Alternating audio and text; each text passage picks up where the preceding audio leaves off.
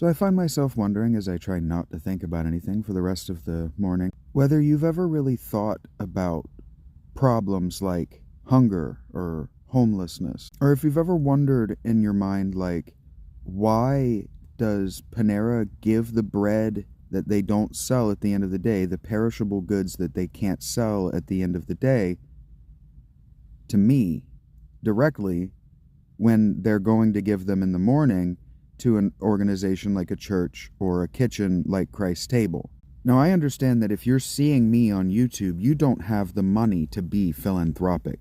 But have you ever thought about why people are philanthropic? Have you ever thought about the act of philanthropy? Have you ever fantasized about the time in your life when you are going to have so many perishable material resources that will go to waste that you need to be philanthropic with them? Have you ever wondered why it's sports kids, and specifically NFL and football kids, who do so much of the philanthropic behavior in your philanthropic activity in your communities, especially your large and major cities, especially your university towns? Why is it the football players who are being philanthropic in your football towns, in your university towns? Why is it your football students who are doing philanthropy and not the rich kids?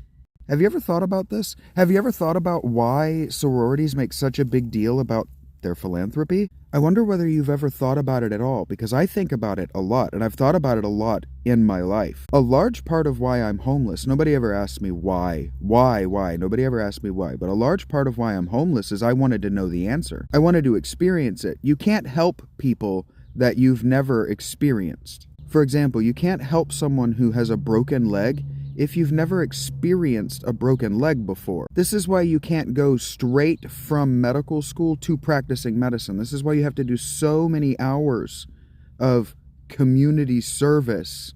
You have to see so much, experience so much before you're allowed to make an income.